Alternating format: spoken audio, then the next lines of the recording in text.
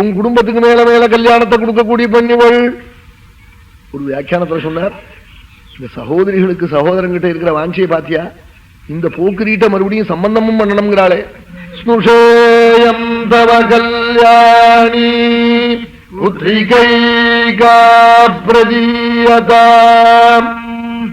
ஆமா, உன் பிள்ளைக்கு கொடுக்க போறேன் நாட்டு பொண்ணுடாளா. அவன் உடனே என்ன பண்ணினான், ஆமா அவளை அதட்டினானா, இனிமே சம்பந்தம் வர பண்ண போறேன் நான் உங்ககிட்ட.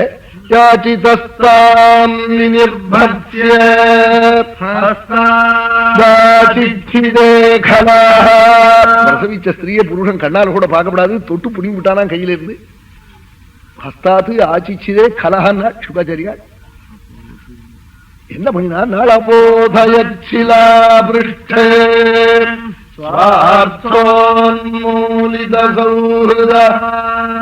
ரெண்டு காலையும் வந்து பிடிச்சிட்டு அப்படியே சுழற்றினானா குழந்தைய உயரக்க.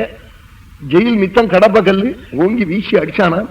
அப்படி அடிக்கிற போது அந்த குழந்தை என்ன பண்ணிட்டு மேல வரபோது இவன் கையை பிச்சுக்கிட்டு ஆகாசத்துல போய் சாயுதாஷ்ட மகாபுஜா 8 கைகளோட திவ்யாயுதங்களோட மகாதுர்கையாய் பத்ரகாளியாய் ஆகாசத்துல 1000 மாதுகா கணங்களோட இடுப்பெல்லாம் மணி நிரம்பிய வஸ்திரத்தோட கூட அங்கிருந்து கர்ஜிச்சு, ஏ மூடா, என்ன நீ கொல்ல முடியுமாடா?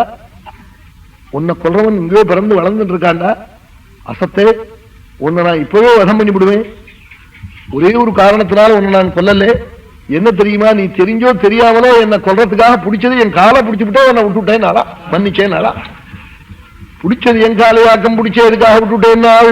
சுகுமார கவின்னு கிருஷ்ணச்சரித்திரம் ரொம்ப அழகா எழுதியிருக்காள். அவள் போய் இதை போய் ரொம்ப ஆச்சரியமா சொல்லியிருக்காள். சுகுமார கவின்னு 12 சர்க்கம் கிருஷ்ணச்சரித்திரம் ரொம்ப நல்லா இருக்கும். அதுக்கு வியாக்கியானம் ஒருத்தர் பண்ணியிருக்காள். வியாக்கியானமே தேவையில்லை. ஆமா, ஹல்வா திங்கிறவனுக்கு பல்லு வச்சு கட்டிக்கணுமா, பல்லு இல்லாமலே தின்னுள்ளா நாக்காலேயே. அது மாதிரி அவ்வளவு லலிதமான பதம் அது.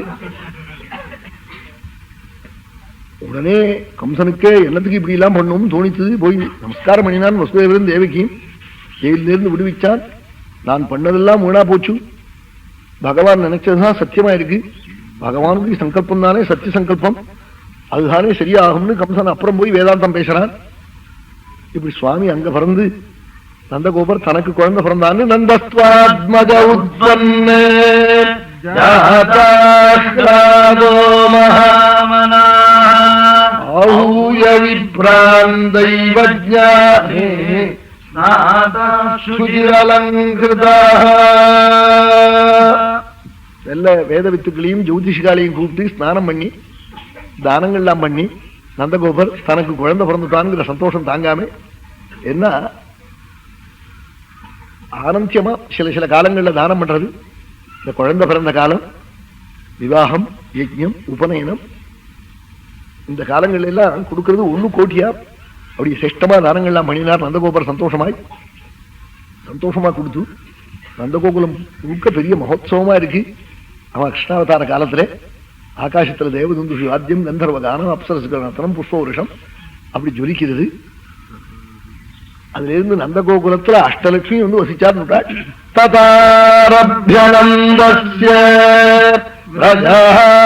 சர்வசமிருத்திமானே ஹரேர்நிவாசாத்மகுணைஹி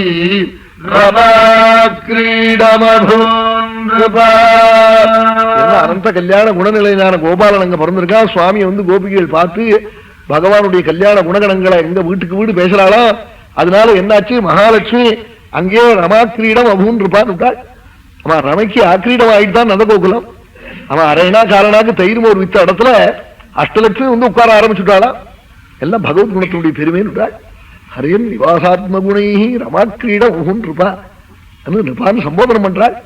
அவன் பகவானுடைய கல்யாண குணகணம் அத்தனை வசத்தியாக்கம்னு சொல்லி நிருப்பான்னு உங்க குடும்பத்துக்கு தான் தெரியும் இந்த பெருமை நாளா. அவன் பாண்டவாளுடைய வம்சம் இல்லையோ, நீ உனக்கு தான் புரியும் பகவானுடைய கல்யாண குணகணத்தினுடைய பெருமை எங்களுக்காக நிருப்பான்னு சம்போதனம் பண்ணி சொன்னாள். நந்தகோபருக்கு பரம சந்தோஷம். யசோதை பரமானந்த மக்னையா இருக்காள்.